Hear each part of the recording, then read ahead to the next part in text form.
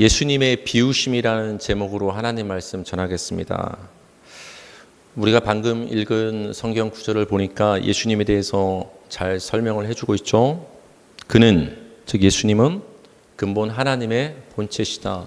예수님이 하나님의 본체다. 하나님의 형상을 하신 분이시고 하나님과 같은 본질을 가지신 분이시구나. 더 쉬운 말로 말하면 예수님은 하나님이시다를 얘기하고 있는 거예요. 예수님이 하나님이심을 믿으시기 바랍니다.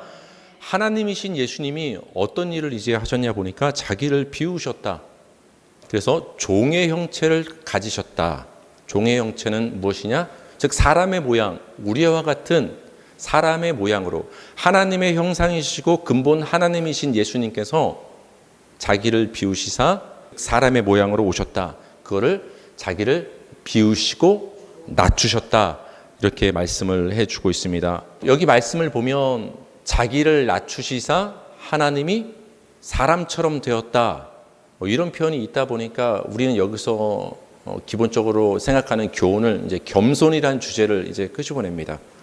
한마디로 하나님이신 예수님도 자기를 낮춰서 겸손하게 이 땅에 사람으로 오시지 않았느냐.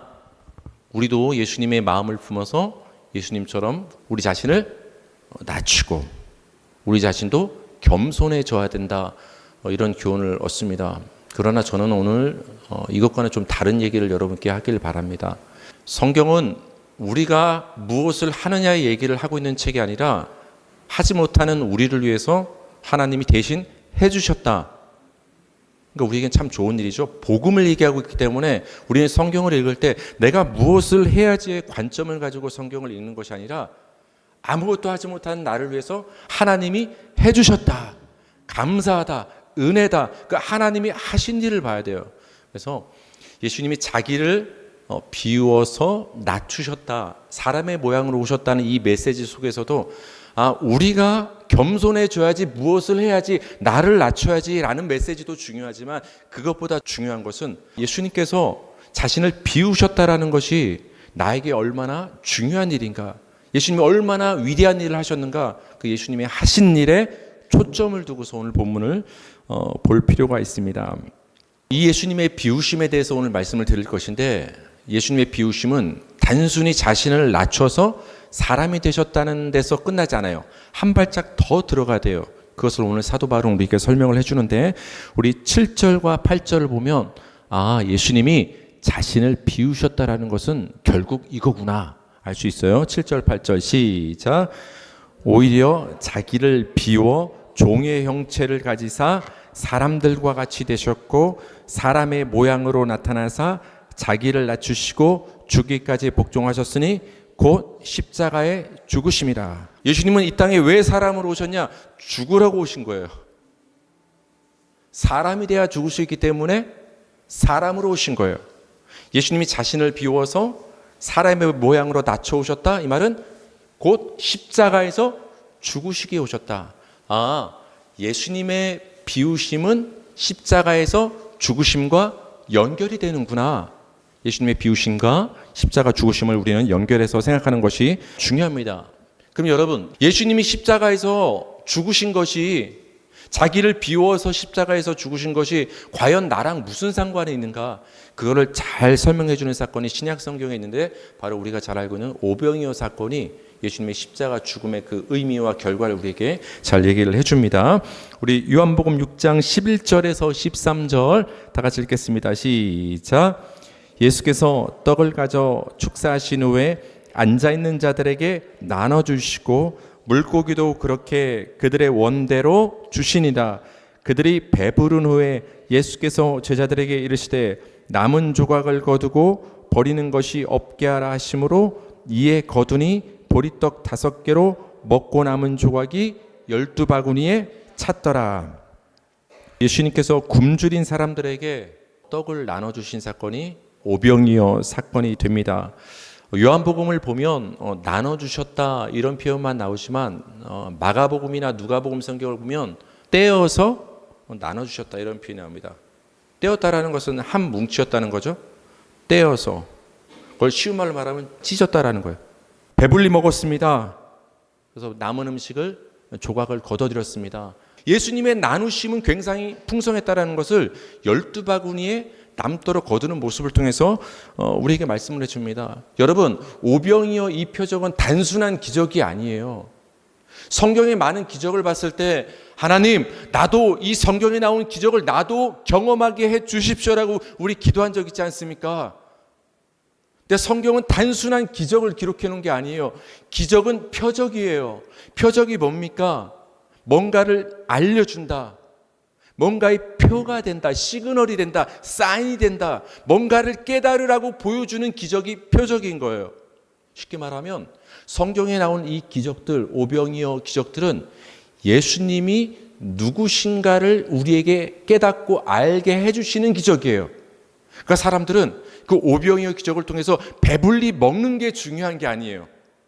예수님이 배불리 먹여주시는 그 이적과 기적을 통해서 예수님은 누구시길래 이런 일을 행하시고 우리를 배불리 먹여주시는가. 예수님은 하나님이시구나. 생명의 떡으로 이 땅에 오신 분이시구나. 그 예수님의 정체를 알라고 기적을 보여주시는 거예요. 근데 그 기적에는, 표적에는 사람들이 관심 없고 예수님이 누구신가를 아는 데는 관심 없고 그저 배불리는 데 관심이 있었기 때문에 예수님께서 이 표적 후에 한탄하시는 장면이 성경에 기록되어 있지 않습니까? 그래서 예수님께서는 오병이어 표적 이후에 이 기적은 이런 의미가 있다. 나에 대해서 설명하는 사건이다라고 설명을 해주십니다. 요한복음 6장 33절 다 같이 시작. 하나님의 떡은 하늘에서 내려 세상에 생명을 주는 것이니라. 갑자기 예수님께서 사람들한테 떡을 나눠주신 후에 하나님의 떡 얘기를 꺼냅니다. 근데 이 하나님의 떡은 생명을 주는 떡이다. 우리 요한복음 6장 48절 읽겠습니다. 시작. 내가 곧 생명의 떡이니라. 근데 사람들에게 생명을 주는 그 떡은 바로 누구다? 나 예수가 생명의 떡이다. 내가 떡이다. 그러니까 오병이어 사건을 통해서는 나 예수가 하나님이 이 땅에 보내신 생명의 떡임을 너희들이 알아야 된다. 믿어야 된다를 말씀하시는 거예요. 그래서 우리 50절 51절 시작. 이는 하늘에서 내려오는 떡이니 사람으로 하여금 먹고 죽지 아니하게 하는 것이니라. 나는 하늘에서 내려온 살아있는 떡이니 사람이 이 떡을 먹으면 영생하리라. 내가 줄 떡은 곧 세상의 생명을 위한 내 살이니라 하시니라. 예수님이 이제 자세히 풀어서 말씀해 줍니다. 내가 사실은 하나님이 이 땅에 보내신 살아있는 생명의 떡이다. 그래서 나를 먹는 자는, 나를 믿는 자는 죽어도 살고 영생을 얻게 될 것이다. 자신이 살아있는 생명의 떡임을 말씀하십니다. 그러면서 구체적으로 말씀하십니다. 내가 너희에게 줄 떡은 나다. 이 말은 뭐예요? 내 살을 너희에게 주겠다. 이 말을 듣고서 유대인들이 깜짝 놀랍니다. 그래서 요한복음을 계속 읽어보면 사람들이 뭐라고 웅성거립니까? 저 예수가 뭔데 자기 살을 우리한테 찢어준다고 하네? 거의 오늘날 말하면 굉장히 식인종 같은 얘기를 하고 있는 거예요. 그러니까 사람들이 납득할 수 없는 거야. 이해를 못하는 거예요. 예수를 믿으면 우리가 영생을 얻는다는 이 복음의 메시지를 예수님께서는 오병이어 표적을 통해서 우리에게 말씀해 주고 있는데 사람들은 그 예수님을 오해해서 육신에만 관심을 둬서 예수님이 어떻게 자기 살을 줄 수 있느냐고 사람들이 예수님의 메시지를 오해하고 있습니다. 그러니까 오병이어 사건을 통해서 우리는 뭘 깨달을 수 있냐? 예수님께서 십자가에서 살을 떼이심은 그 살을 우리에게 나눠주시기 위함이구나. 어떻게 하신다? 나눠주시기 위함이다. 그 나눠주심으로 생명이 없었던 우리가 영생과 생명을 얻게 되는구나. 그 예수님의 십자가의 결과는 생명이 우리에게 나누어졌다. 그걸 우리는 사건을 통해서 알 수가 있습니다. 이제 우리가 이제 연결을 시킬 수 있는 것이죠. 예수님의 비우심은 단순히 자신을 낮추는 인간적인 겸손이 아니라 십자가에서 죽으신 것이 예수님의 비우심이다. 근데 그 십자가의 결과는 자신의 살과 생명을 우리에게 나눠주는 것이다. 우리에게 생명을 나눠주셨다는 것이 자신을 비우셨다는 것이구나. 그러니까 예수님 안에는 생명이 가득한 거예요. 그 가득한 생명을 예수님만 소유하고 있는 것이 아니라 그것을 비워내서 여러분에게 나눠준 거예요. 그게 비움이에요. 그냥 내 삶을 검소하고 욕심내지 않고 낮추며 사는 어떤 세상 종교에서 수련을 통해서 철학에서 얻어지는 그런 비움의 삶을 예수님 말씀하신 것이 아니라 생명의 문제를 말씀하시는 거예요. 여러분, 기독교는 생명의 종교입니다. 인격 쌓는 종교가 기독교 아닙니다. 수련하는 종교가 기독교 아닙니다. 그러려면 여러분 산속에 들어가세요. 수도원에 들어가세요. 기독교는 그런 종교 아니에요. 죽느냐 사느냐, 천국에 가느냐 지옥에 가느냐, 영생을 얻느냐, 그 생명의 문제를 다루는 것이 우리 기독교인 거예요. 예수님 말씀하신 그 비움은 생명과 관련이 있는 거예요. 예수님 안에 있는 생명을 비워내서 저와 여러분에게 나눠주신 사건이 예수님의 비우심인 거예요. 그 비우심의 은혜로 말미암아 저와 여러분이 생명을 얻게 된 것입니다. 한마디로 신약 성경은 예수님의 비우심의 이야기를 말씀하시는 거예요. 예수님이 자신을 십자가에서 자신의 생명을 비워서 우리에게 나눠주신 사건. 근데 여러분, 구약 성경을 보면 예수님의 아버지 되시는 하나님도 비우셨어요. 그걸 뭐라고 하죠? 네 글자로? 아들도 비우고 아버지도 비웠다. 부전자전. 과연 하나님은 어떻게 자신을 비우셨는가를 이제 말씀드리길 원합니다. 우리 출애굽기 3장 14절, 하나님께서 자신을 모세에게 계시하는 장면이에요. 시작. 하나님이 모세에게 이르시되 나는 스스로 있는 자이니라. 이게 이해가 되면서도 정말 이해가 안 돼요. 하나님은 스스로 있는 자다. 누가 만들었기 때문에 내가 결과로 존재한 것이 아니라 나는 원래 있는 존재다. 나는 스스로 있는 자다. 이 말을 더 쉽게 말하면 나는 나다예요. 굉장히 어색한 말인데 나는 나다. 이걸 풀어 말하면 나는 존재다. 나만이 생명이다. 나만이 존재이고 나만이 생명이다. 여러분, 무엇인가가 존재한다라는 것은 생명이 있다라는 거예요. 하나님께서 나만이 스스로 있는 존재다라고 말씀하신 것은 돌려 말하면 나만이 생명이다라고 말씀하시는 거예요. 나 하나님만이 생명이고 아무도 생명이 아니다. 그러니까 여러분, 하나님은 혼자 계셔도 충만하신 분이세요. 우리 따라하실 거, 하나님은 홀로 충만하신 분이시다. 만물과 어떤 사람이나 이런 모든 피조세계가 없어도 하나님은 아쉬움이 전혀 없는 분이세요. 하나님이 천지를 창조 왜 하셨습니까? 우리는 무엇인가를 필요해서 만듭니다. 필요해서, 부족해서 만들어요. 혼자니까 둘이 되는 거예요. 혼자면 외롭고 충만하지 않으니까 사람은 결핍한 거예요. 근데 하나님은 혼자 있어도 아무런 문제가 없어요.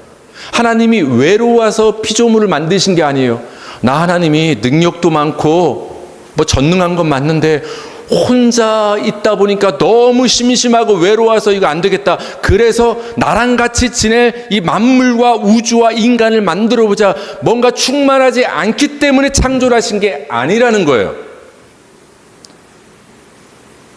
하나님은 혼자 있어도 아무런 문제가 없으신 충만하신 하나님이세요. 근데 그 하나님이 창조하신 거예요. 여러분, 이걸 연결시키면 창조는 굉장히 놀라운 일이에요. 하나님이 능력이 많으시니까 천지를 창조하셨나 보다. 당연한 일이지. 그렇게 생각하면 안 됩니다. 여러분, 배부르면 밥해요, 안 해요? 배부른데 뭐 먹어요? 뭐 만들 필요 있어요? 배부른데 배고프니까 하는 거 아니에요? 배고프니까 뭐 만드는 거 아니에요? 배고프니까 누군가를 만나는 거 아니에요? 외로우니까? 하나님은 우리식으로 말하면 외롭지 않고 배고프지 않으신 분이에요. 뭔가를 만들고 할 필요가 없으신 분이에요.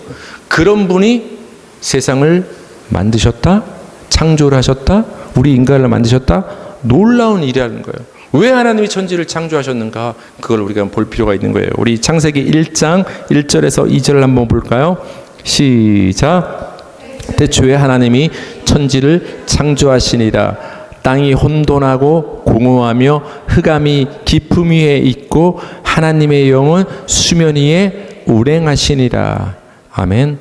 하나님의 창조의 출발점은 여러분 항상 기억하셔야 됩니다. 땅이 혼돈하고 공허하며 흑암이었다. 여기서 창조가 이제 출발이 되는 것입니다. 여러분, 첫째 날 하나님이 뭘 만드셨죠? 빛. 둘째 날 궁창. 그렇죠? 셋째 날 물아 한 곳으로 모여라. 뭐가 생겼어요? 바다가 생겼죠. 물이 한 곳. 그럼 물이 한 곳으로 모여서 드러난 곳은 뭐가 돼요? 그 묻힌 육지가 된 거죠. 그 육지에 하나님이 식물을 솟아나겠습니다. 넷째 날을 뭘 하셨을까요? 저 궁창 위에 광명체, 해와 달과 별들을 만드셨습니다. 그리고 낮은 하늘 이 궁창에 날아다니는 새를 다섯째 날에 만드시고 한 곳에 보인 물에 물고기를 만드셨어요. 그리고 마지막 여섯째 날 뭘 만드셨어요? 동물들과 사람. 여러분, 이 엿새 동안의 창조는 크게 두 가지로 나눠질 수 있어요. 첫째 날부터 셋째 날까지는 하나님께서 공간을 만드시고, 넷째 날부터 여섯째 날까지는 그 빈 공간을 채우시는 일이에요. 그게 창조거든요. 셋째 날까지는 공간을 만드시고, 넷째 날부터 마지막 날까지는, 여섯째 날까지는 그 빈 공간을 채우시는 일을 하나님이 하신 것이 창조가 됩니다. 여러분, 그럼 하나님이 공간을 만들었어요. 궁창을 만드시고, 땅을 만드시고, 바다를 만드시고, 우주의 공간을 만드셨어요. 처음엔 비었죠. 나중에 채우시지 않았습니까? 땅이 혼돈하고 공허했다. 처음에는 공허가 뭐예요? 비어있다 이 말이에요. 비어있다. 근데 나중에 거기를 하나님께서 새와 물고기와 동물과 사람과 해와 달과 별들로 채우시죠. 빈 곳을, 공허한 것을 채우시는 게 하나님의 창조가 돼요. 그렇다면 그 출발점이 되는, 채우시기 전에 출발점이 되는 그 빔이라는 공간은 어떻게 생겨났느냐 이거예요. 하나님이 비우신 거예요. 하나님의 비우심에서 출발하는 거예요. 홀로 꽉 채우시고 홀로 가득하신 충만하신 하나님이 자신의 자리를 내어주신 거예요. 여기가 다 하나님의 자리인데 일부를 내어주신 거예요. 충만하셨던 하나님이 일부를 비워주시고 내어주심으로 공간이 생겼으면 그 공간은 비어있잖아요. 그 빈 공간 내어주신 자리를 하나님의 능력과 성령의 능력과 말씀의 능력으로 하나하나 채워나가기 시작하신 거예요. 그래서 존재케 된 것이 만물과 우리 인간이 되는 거예요. 그러니까 여러분, 천지창조의 출발점은 무엇으로부터 시작한 것입니까? 하나님의 비우심으로부터 출발하신 거예요. 하나님이 자신을 비우셨기 때문에 그 비우신 공간을 채움으로 우리가 존재하고 우주 만물이 존재한 거예요. 하나님이 자신을 비우지 않았으면 우리는 존재할 수가 없는 거예요.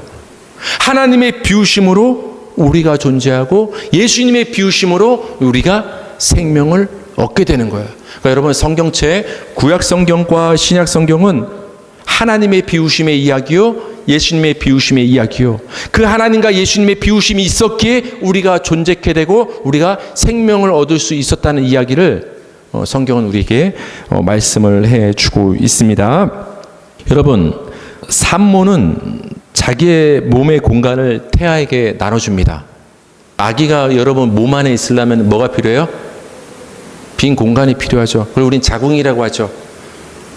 그거 내 자리인데, 여러분 자리였는데 그 공간을 여러분이 아기에게 내어준 거예요. 그 공간을 아기에게 내어줌으로 그 공간을 여러분께서 뭘로 채웠습니까? 먹고 싶은 맛있는 음식으로, 영양분으로 그 공간을 채워서, 생명을 채워서 여러분 안에 있던 그 태아가 자라서 이 땅에 존재케 되고 생명을 얻게 된 거예요. 여러분의 비우심이 없었다면 여러분의 자녀는 존재할 수가 없었던 거예요. 여러분, 세상은 비우는 삶을 너무나 많이 철학자들이 입으로만 나와서 막 얘기해요. TV에서, 유튜브에서, 인터넷에서, 수련원에서. 욕심내지 맙시다. 비웁시다. 지갑을 너무 채우려 하지 말고 비우고, 통장을 비우고. 그럼 여러분이 그리스도인으로서 비우는 삶을 산다는 것이, 그럼 과연 내가 욕심 덜 내고 내 지갑을 좀 비우고 내 가진 것을 비워내는 것이 과연 그게 비우는 삶일까요? 저는 반대로 말씀드리고 싶어요. 여러분의 지갑이 오병이어처럼 넘치길 바랍니다. 목사님 탐욕스럽습니다. 그렇게 얘기하면 안 돼요. 우린 지금 산속에서 수련하고 있는 게 아닙니다. 여러분의 통장 잔고가 넘치길 바랍니다. 제가 말씀드리고 싶은 것은 근데 이것이 아니에요. 이것이 비움이 아니기 때문에 통장 잔고가 넘치든 피든 지갑이 넘치든 피든 그것은 우리의 비움의 삶과는 중요한 것이 연결되는 것이 아니라는 거예요. 우리가 비움의 삶을 산다라는 것은 내 생명을 나눠주는 거예요. 하나님의 비우심, 예수님의 비우심이 그 하나님의 생명과 예수님의 생명을 우리에게 나눠준 것이 자신의 비우심이었다면 우리가 그리스도인으로서 하나님의 자녀로서 예수 믿는 자로서 이 세상에 나가서 사람들을 대할 때 우리가 비우는 삶을 사는 것은 단순히 지갑을 비우는 것이 아니라 내가 가진 생명을 어떻게 한다? 그렇죠. 예수님이 자신의 생명을 십자가에서 나눠주신 것이 비우심이었다면 내가 받은 그 생명을 이웃과 부모님과 자녀와 우리 모든 사람들에게 전해주고 나눠준다면 그게 비움의 삶이에요. 엄마, 예수 믿어야 영생 얻을 수 있어. 예수 믿어야 죽지 않을 수 있어. 그 예수 생명을 전해주는 것, 나눠주는 것, 오병이어처럼 그게 그리스도인으로서 비움의 삶을 사는 거예요. 그게 비움의 삶을 사는 거예요. 이번 한 주도 예수님과 하나님의 그 비우심의 은혜, 생명의 은혜가 여러분을 생명으로 채우는 복된 한 주가 되길 바랍니다.